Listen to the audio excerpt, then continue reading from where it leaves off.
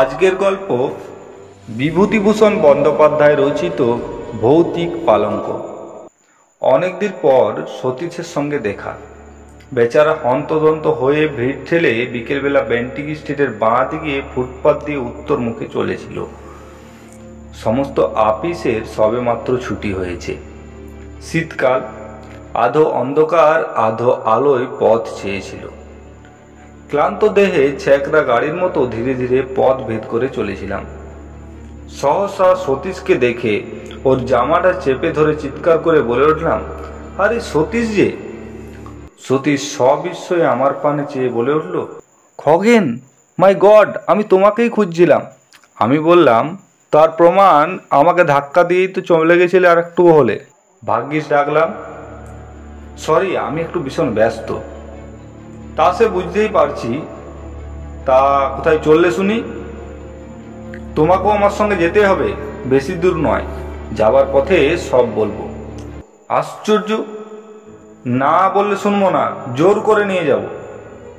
ছেলেবেলা থেকেই সতীশকে চিনি। কথা অনুযায়ী সে কাজ করে, আর শরীরে কিছু বল থাকায় প্রায় ক্ষেত্রে সে বল প্রয়োগ করে স্বাস্থ্যসিদ্ধি করতে ভোলে না। অগত্যা তার সঙ্গে যেতে হলো। তার গন্তব্যস্থান খুব নিকটেই ছিল এবং সে তার উদ্দেশ্য খুব সংক্ষেপেই ব্যক্ত করল। সেদিন সকালে খবরের কাগজে বেচা কেনার কলমে একটি বিজ্ঞাপন ছিল। অতি আধুনিক এবং রহস্যজনক চীন দেশীয় খাট অধিক মূল্যদাতাকে বিক্রয় করা হইবে। জগতে ইহা অদ্বিতীয়, সুযোগ হারাইলে অনুশোচনা করিতে হইবে। 2/3 ড্যাশ স্ট্রিট। সতীশ তার পকেট থেকে বিজ্ঞাপনটি বার করে বলল, পড়ো। বুঝলাম। তা রহস্যজনক শব্দটার মানে? ওইটাই তো আমাকে ভাবিয়ে তুলেছে। কোনো হদিশ করে উঠতে পারছি না। সতীশ চলছিল রাস্তার নাম দেখতে দেখতে। হঠাৎ সে লাফিয়ে উঠল, পেয়েছি, এই গলি। সন্ধ্যার স্তিমিত আলোকে সেই গলির পানে তাকিয়ে আমার সারা শরীরে কেন জানি না এক প্রকার শিহরণ জাগল। চীনা পল্লীর চীনা আবহাওয়ায় রহস্যজনক খাট। সতীশের হাতটা ধরে বললাম, খাটে কাজ নেই সতীশ, চলো ফিরে যাই। আমার বাঙালি খাট বেঁচে থাকুক। সতীশ প্রবল বেগে একখানি ঝাঁকুনি দিয়ে উঠল। ভীতু কোথাকার, এতটা এগিয়ে এসে কখনো ফেরা যাবে না। গলির মোড়ের ডান পাশে একটা নিম গাছ ভূতের মতো মাথা উঁচু করে দাঁড়িয়েছিল। ওদিকে ডাস্টবিনের মধ্যে যত সব অখাদ্য কুখাদ্যের উৎকট গন্ধ ভেসে আসছিল। অন্নপ্রাশনের ভাত যেন ঠিকরে বার হয়ে আসতে চাইল অসহ্য যন্ত্রণায়। নাকে রুমাল চাপা দিয়ে কোনো গতিকে পথ চলতে লাগলাম। একটা দমকা বাতাস বিভ্রান্ত হয়ে আচমকা দক্ষিণ দিক থেকে ভেসে এসে আমাদের শরীরে যেন আছাড় খেয়ে পড়ল। মাথার উপর দিয়ে কয়েকটা বাদুড় ডানার শব্দ করতে করতে উড়ে গেল। দুটো অভিভাবকহীন কুকুর এই অনধিকার প্রবেশকারীদের পানে চেয়ে বিশ্রী সুরে অভিযোগ করতে লাগলো। আর পথে জনমানবের চিহ্ন মাত্র নাই। পাশে একটি চীনা ডাক্তারের বহু পুরাতন সাইনবোর্ড, তার উপরকার নরকঙ্কালের ছবিটি জীর্ণ প্রায়। কোথা থেকে একটি পিয়ানোর অস্পষ্ট সুর ভেসে আসছিল। শীঘ্রই আমরা নির্দিষ্ট গৃহে এসে পৌঁছালাম। অমন বাড়ি আমি জীবনে কখনো দেখিনি। ইট বার করা, পঙ্গু প্রায় বহু প্রাচীনকালের সাক্ষ্য নিয়ে দাঁত বার করে দাঁড়িয়েছিল। হয়তো নবাব আলীবর্দী খাঁর আমলে এই বাড়ি ভিত্তি স্থাপন হয়েছিল। ফটক দিয়ে অতি সন্তর্পণে ভেতরে প্রবেশ করলাম। বাড়ির ভিতরে গিয়ে আমি অবাক হয়ে গেলাম। এত লোক এখানে কোথা থেকে এলো? যে নির্জন নিস্তব্ধ গলি আমরা পিছনে ফেলে আসলাম, সেখানে তো কারো ছায়া পর্যন্ত খুঁজে পাইনি। ভৌতিক কাণ্ড নাকি? সকলের মুখে কৌতূহলের ছাপ বর্তমান ছিল। নানা জাতীয় লোক সেখানে সমবেত হয়েছিল। এগুলি লোক, কিন্তু কারুর মুখে একটি কথা নেই। সূঁচ পড়লে পর্যন্ত তার শব্দ শোনা যায়। ঘণ্টাখানেক পর একটি বৃদ্ধ মোটা চীনা আমাদের পথ প্রদর্শন করে নিয়ে গেল। তার মাথায় একটিও চুলও কাঁচা ছিল না। তার সামনের উপরের দুটি দাঁত সোনা দিয়ে বাঁধানো, আর বাঁ হাতের উল্কিতে একটি ভোজালির ছবি। সে আমাদের ইশারা করে অনেকগুলি ঘর পার করে সেই খাটের ঘরে নিয়ে গেল। বাড়িটি ছিল একটি দুর্ভেদ্য দুর্গের মতো, চারিদিকেই গোলক ধাঁধা। হ্যাঁ, খাট বটে। অমন খাট আমি জীবনে আর দ্বিতীয়টি দেখিনি। খাট আমি অনেক দেখেছি, কিন্তু ঠিক ওই রকম আশ্চর্য চীনা খাট সেই প্রথম এবং শেষ দেখলাম। তার অপূর্ব ভাস্কর্য, অপূর্ব কারুকার্য। এক পাশে ভগবান বুদ্ধের ধ্যান গম্ভীর প্রশান্ত মূর্তি। আয়তনে খাটটি বিশেষ বড় নয়, দুটি মানুষ বেশ আরামে শুতে পারবে। আবার আশ্চর্য, সেই খাট বাড়িয়ে 10 জনের জায়গা করা যায়। দেখে চমকে গেলাম। সকলের সঙ্গেই দর কষাকষি হতে লাগলো। ওই সামান্য এক খাটের প্রতি সকলের মন আকৃষ্ট হয়েছিল। কেনবার জন্য সকলের কি যে ব্যাকুলতা! দাম হু হু করে বাড়তে লাগলো। শেষে সতীশের ভাগেই ওই খাটটি জুটল 1500 টাকায়। সেই খাট নিয়ে বাড়ি ফিরতে সতীশের প্রায় 10টা বাজল। যে দেখলো সেই বলল, চমৎকার। সেখান থেকে খাওয়া দাওয়া করে আমি বাড়ি গেলাম। সতীশ বলল, আবার এসো, নিমন্ত্রণ রইল। তথাস্তু বলে চলে এলাম। আমি যাবার আগেই পরের দিন সকালে সতীশ এসে হাজির। উস্কো খুস্কো চুল, মুখ শুকনো, চোখ দুটি জবা ফুলের মতো লাল। দুর্ভাবনায় ও দুশ্চিন্তায় হয়তো সারা রাত্রি ঘুম হয়নি। আমি সবিস্ময়ে প্রশ্ন করলাম, আরে ব্যাপার কি? বিপদ, বিষম বিপদ। সতীশের গলা দিয়ে স্বর ভার হচ্ছিল না। কিসের বিপদ? সেই খাট। একটা কিছু যে হবে তা আমি আগে থেকেই বুঝতে পেরেছিলাম। কেউ কখনো খাল কেটে কুমির নিয়ে আসে? হাজার হোক, এটা একটা রহস্যজনক খাট। পূর্ব রাত্রের ঘটনা সে সবিস্তারে বর্ণনা করে গেল। সারা রাত্রি সে ঘুমোতে পারেনি। খাটের উপর সে শুয়েছিল। হঠাৎ মধ্যরাত্রে তার মনে হলো কে যেন খাটটা নাড়াচ্ছে। উঠে সুইচটা টিপে আলো জ্বেলে দেখল, না, খাট ঠিকই আছে। আবার শুয়ে পড়ল। আর খানিক পরেই ঘুম ভেঙে গেল। কিসের এক ভীষণ শব্দে সারা ঘরখানা যেন থম থম করছে। দেওয়ালের সঙ্গে যেন খাটখানার ভীষণ ঠুকাঠুকি শুরু হয়ে গেছে। ধড়মড় করে উঠে সে আলো জ্বালল। না, সব কিছু নিথর, নিঃশব্দ, কোথাও এতটুকু শব্দ নাই। সে আবার শুয়ে পড়ল। এবার আলো আর সে নিমালো না। ভোর রাত্রে কার দুর্বোধ্য আর্তকণ্ঠের বিলোপ ধ্বনিতে তার চেতনা ফিরে এলো। কে যেন খাটের পাশে বসে বিনিয়ে বিনিয়ে কেঁদে মরছিল। আমি বলেছিলাম তো তোমার প্রথমে, ও খাট কিনে কাজ নেই। যেমন তোমার রোগ, এবার বুঝো। সতীশ বলল, দেখো খগেন, তোমার হয়তো বুঝিয়ে বলতে পারবো না। এই হতভাগা খাটখানার উপর আমার এমন মায়া লেগে আছে, কি যে বলবো। আমি ওকে ছাড়তে পারবো না কোনো মতেই। তবে মরো ওই খাট নিয়ে। আমি তোমার সাহায্য চাই। আমার সাহায্য?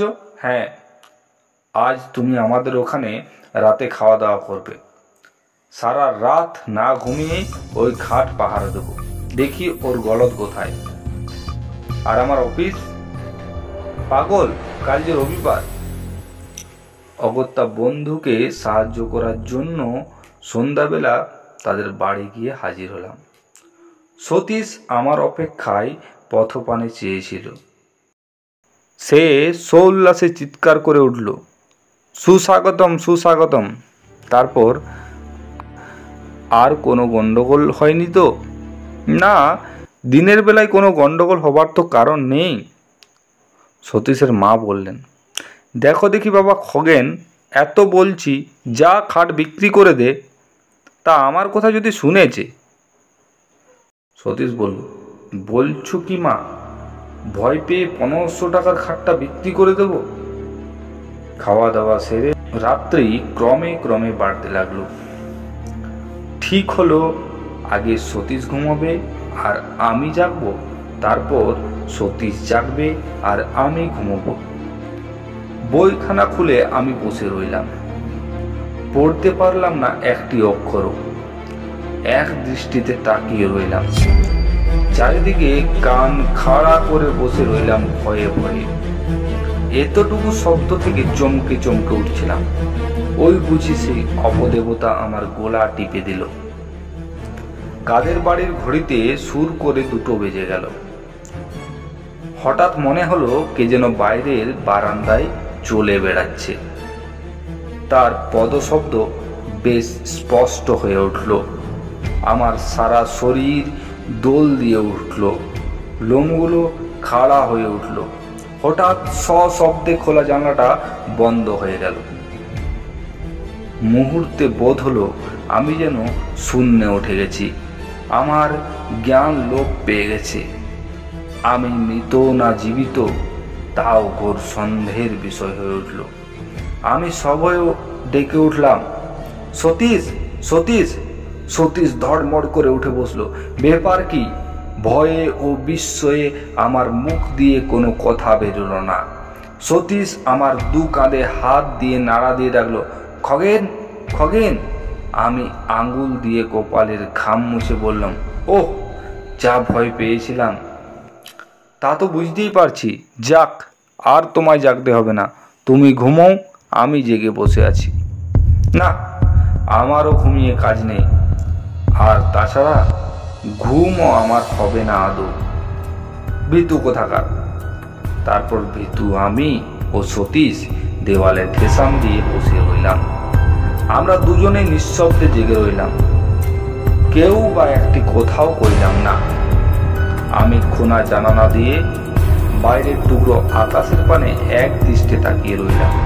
অসংখ্য তারারা মিটমিট করে জ্বলছিল। বোধ হলো তারা যেন আমাদের বিপদে ফিক ফিক করে হাসছিল। আমরা চুপটি করে বসে আছি। এমন সময়ে ইলেকট্রিকের আলো দপ করে নেমে গেল। আমরা সমস্বরে বলে উঠলাম, কে? বোধ হলো কে যেন মেন সুইচটা বন্ধ করে দিয়েছে। হঠাৎ এক উৎকট হাসিতে সারা ঘর রি রি করে উঠল। অমন হাসি আমি জীবনে কখনো কাউকে হাসতে দেখিনি। হাসি যেন আর শেষ হতে চায় না। সে বিকট কি শব্দ! হা হা হা হা হা হা হি হি হি হি হি হে হে হে হে হে হে। বোধ হলো কে যেন ঠিক দরজার কাছে হেসে খুন হচ্ছে। আমি শিউরে উঠলাম। সতীশ চট করে টর্চটা দরজার উপর ফেলল। তাতে হিতে বিপরীত হলো। বোধ হলো কে যেন দরজার ঠিক বিপরীত দিকে জানালাটার ধারে বসে আর্ত কণ্ঠে বিনিয়ে বিনিয়ে কেঁদে মরছে। তার কান্নার কোনো ভাষা খুঁজে পেলাম না, কেবল একটা করুণ সুর সারা ঘরময় ঘুরে মরতে লাগলো। তারপর সেই খাটের উপর দিয়ে বিলাপধ্বনি আর নড়ল না। তার কান্নায় যেন খাটটা ভিজিয়ে গেল। সেই অবদ্ধ ভাষায় সকরুণ বিলাপধ্বনি চিত্তে এমন এক অজ্ঞাত বেদনার সঞ্চার করিল, যার ফলে আমাদের সমস্ত শক্তি যেন ক্রমে ক্রমে লোপ পেতে লাগলো। মনে হলো কে যেন ক্লোরোফর্ম দিয়ে আমাদের অজ্ঞান করে দিচ্ছে। আমরা যেন ধীরে ধীরে অচেতন হয়ে পড়ছি।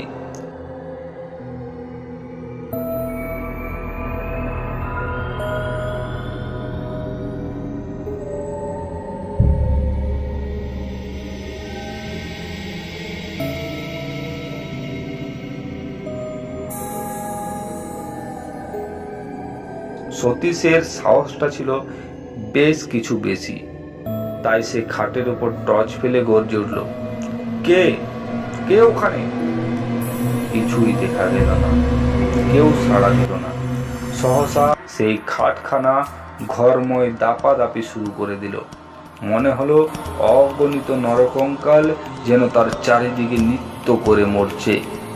তাদের হাড়ের খটখট শব্দে কানের পর্দা ছিঁড়ে যাওয়ার উপক্রম। আমার বুকের ভেতরটা টন টন করতে লাগলো কিসের যেন বেদনায়। বোধ হলো হয়তো বুকখানা ভেঙে চুরমার হয়ে যাবে। একটু একটু করে আমার জ্ঞান হারিয়ে গেল। তারপর কোথা থেকে যে কি হয়ে গেল তা ঠিক বুঝতে পারলাম না। বোধ হলো আমি যেন অনেক দূরে এক চীনা বাড়ি গিয়ে হাজির। একটি ছোট্ট ঘরে তখন সেই গভীর রাত্রে টিম টিম করে একটি দ্বীপ জ্বলছিল। ঘরের মেঝের উপর একটি লোক মুমূর্ষু অবস্থায় পড়ে রয়েছে। একটি ছেঁড়া মাদুরের উপর তার সেই রোগ পাণ্ডুর মুখখানা দেখে আমার বড় দয়া হলো। রোগে ভুগে ভুগে বেচারা কঙ্কালসার হয়ে গেছে। তার পাশে বসেছিল তার স্ত্রী বলেই বোধ হলো, চেহারা কিন্তু স্বামীর 4 গুণ। একটা মস্ত টুলের উপর বসে সে ঝুলছিল। তার পাশেই আমাদের এই খাটটা দেখে আমি অবাক হয়ে গেলাম। 7 সমুদ্র 13 নদী পার করে এটাকে কে এখানে নিয়ে এলো? হঠাৎ স্ত্রী লোকটি বিকট এক হাঁ করে হাই তুলল। তারপর দুটো সশব্দ তুড়ি দিয়ে একবার ঘরের চারিদিকে চেয়ে দেখলাম তার স্বামী ইতিমধ্যে উঠে সেই খাটের দিকে এগিয়ে গেছে চুপি চুপি। চকিতে কুত্তা বাঘিনীর মতো সে তার স্ত্রীকে জোর করে খাট থেকে নামিয়ে বিছানায় ফেলে দিলেন। সে ভীষণভাবে গর্জন করতে লাগলো, আর স্বামী ব্যাকুল ভাবে অনুনয় করতে লাগলো ওই খাটের পানে আঙ্গুলি সংকট করে। বোধ হয় সে খাটে উঠতে চায়, কিন্তু তার স্ত্রী তাকে কিছুতেই উঠতে দেবে না। উত্তেজনায় কাঁচতে কাঁচতে তার মুখ দিয়ে এক ঝলক রক্ত বেরিয়ে গেল। আমি শিউরে উঠলাম। তারপর লোকটার মাথাটা বিছানায় লুটিয়ে এলো, আর সে উঠল না। তার স্ত্রী তার পাশে বসে বিনিয়ে বিনিয়ে কাঁদতে লাগলো। যখন জ্ঞান ফিরল, দেখলাম ভোরের আলোয় চারিদিক ভরে গেছে। দেখলাম সতীশের মা আমার চোখে মুখে জলের ছিটে দিচ্ছেন। তিনি আমার জ্ঞান ফিরে আসতে দেখে বললেন, খগেন, বাবা খগেন। আমি বললাম, আমি কোথায়? নিচের ঘরে। সতীশ কোথায়? সতীশের এখনো জ্ঞান হয়নি। তারপর শুনলাম রাত্রি 4টে নাগাদ আমরা নাকি দুজনেই সদর দরজায় এসে মাটিতে পড়ে গোঁ গোঁ করতে থাকি। সতীশের মা বাইরে এসে এই অবস্থা দেখে চিৎকার করে কাঁদতে আরম্ভ করে দেন। পাকা 3 ঘন্টা তদারক করার পর আমাদের জ্ঞান হয়। ডাক্তার এসে বলে গেছিল ভয়ের কোনো কারণ নেই, এটা সাডেন শক আর কি। জ্ঞান হলে একটু ব্রোমাইড দিলেই সব ঠিক হয়ে যাবে। সতীশের জ্ঞান হতে সে আমার মতোই অবিকল উদ্ভট স্বরে কথা বলে গেল। আমি বিস্ময়ে সকলের পানে তাকিয়ে রইলাম। সতীশের মা বললেন, আগে ওই সর্বনেশে খাটকে বিদেয় করো বাবা। খাট বিক্রির একটা বিজ্ঞাপন দেওয়া হলো। পরের দিন বিকেলে অসংখ্য লোকে বাড়ি ছাইয়ে গেল। খাটটা বিক্রি হলো শেষ পর্যন্ত 2000 টাকায়। এক ইহুদি সেটাকে কিনে নিয়ে গেল। যাক, মাঝ থেকে কিছু লাভ হলো। বিক্রি না হলে শেষ পর্যন্ত হয়তো ওটা বিলিয়ে দিতে হতো। এখনো মাঝে মাঝে সেই রহস্যজনক খাটের কথা ভাবি। একবার মনে হয় সেটা এখন কার কাছে আছে খোঁজ করি।